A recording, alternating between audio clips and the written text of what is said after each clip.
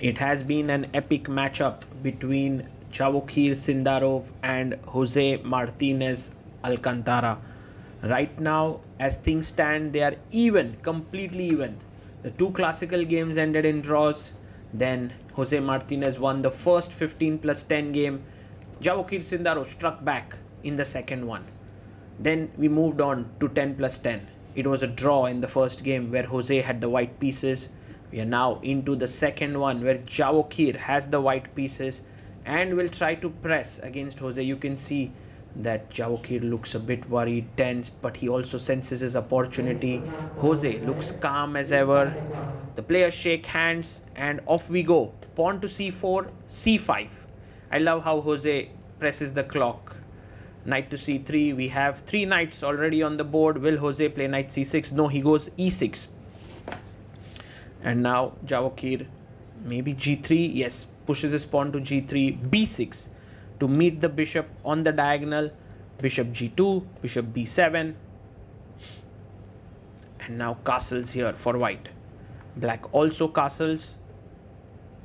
And you have pawn to d4 played. Pawn takes pawn, queen takes pawn. And you can see that white has a lot of space and very good free-flowing development. But what black has is this very strong hedgehog-like structure. Knight c6, queen comes to f4, looking in this direction. Queen to b8, offering a trade. And now b3, this is all preparation for Sindarov. Goes rook to d8, defending the pawn on d7. You have queen takes queen, rook takes queen. And now bishop to f4, hitting the rook. Pawn comes up to d6. And rook to c1. Very, very calm play by white, bringing all the pieces together. 8-6. Black's position is very solid. But the knight on c6 is a bit misplaced. You know, you would have loved to have this knight on d7 perhaps. Maybe he will take care of that. Knight h5. Hitting the bishop here. The bishop drops back. The knight comes back. Look at Jose's time. He's at 10 minutes 50 seconds. Playing super quick. Now attacking the pawn. As well as this pawn, rook comes to d7. And knight to e1. This knight could very well go to d3. He goes knight to d8. And of course, if you take on a7, I take on g2 and win the knight. So bishop f4 played. He takes on g2. King g2. And now there are 3 attackers on d6 square. He goes knight e8 and defends it very, very carefully. The knight jumps to d3. And now you can kick the knight away with a6. So black's position has been slightly worse, but it has been very stable until now. Jose has played this very well. Javokhir Sindarov also keeping up the pressure. Now rook c8, a nice move. Maybe aiming for b5 or d5 breaks at the right moment. And he goes knight to b4. He attacks the pawn on a6. Maybe rook a7 makes sense. He goes knight c6. Very interesting. If you take here, maybe there's rook a7. So takes, rook takes. Getting closer to equality is black. e4 by Javo. And now rook to c7. And this pressure on the d6 pawn, but is well defended. He goes a4, rook to c8, waiting here. But now knight a2 to b4. He finds it. Sindarov, very smart. Rook to c7, and now the knight jumps into b4. Such good maneuvering. Such strong positional play. Now the a6 pawn is attacked. He goes rook a8. But the entire game has been all about white attacking black pawns. Look at this. Now another attack here. He goes rook b7. Slightly inaccurate. Knight jumps in already, attacking the bishop on e7. Bishop drops back. And now b4, trying to plonk the knight on the c6 square. Whew. Positional chess of the highest caliber. King comes up to f3. And look at the time. Sindarov has 5 minutes 30 seconds. Jose has 4 minutes. And how do you continue? He goes king e2. Just centralizing the king.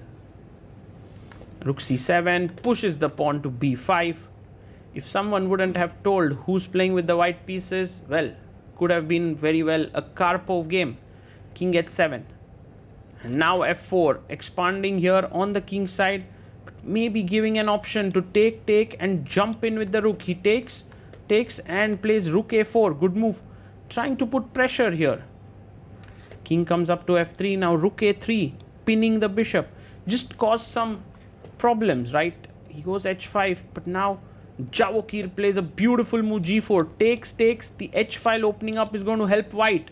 Takes. King goes back. But now rook a1, get the open a file. He first gains more space with g5. g6 played to get the bishop out on g7. But rook a1, it's a very important move. No, he goes rook d2, stopping. Rook a3 played. But can we double on the h file? Is there any kind of mate that's possible? No, he goes rook c2. Maybe he's going to play rook a2 next. But yeah, he stopped this. The c4 pawn is attacked. King e2. He wants to go king d3 and then play rook a2. What a fight this has been. You know, just 10 seconds left for Jose. He goes f4. f5 he plays. Takes. And should take with the g pawn here.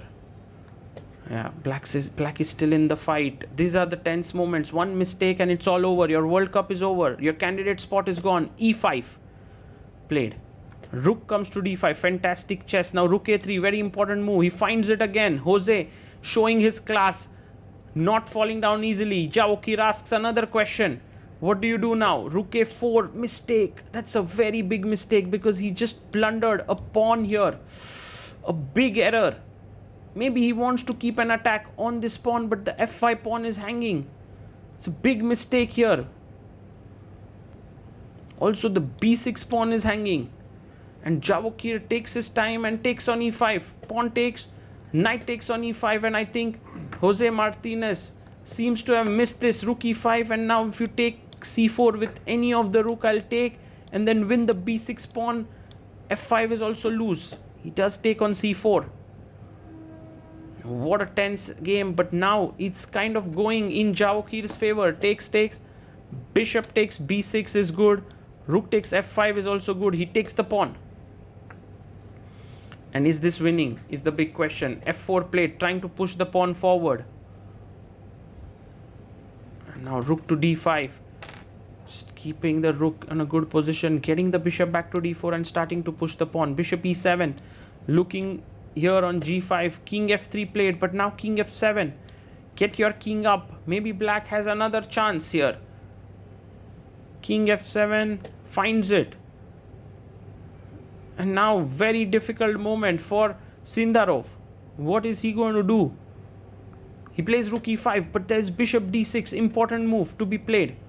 Bishop d6, rook f5, king e6. Not easy. He goes check. Of course, if you take this pin, but king e4, he's coming in this way.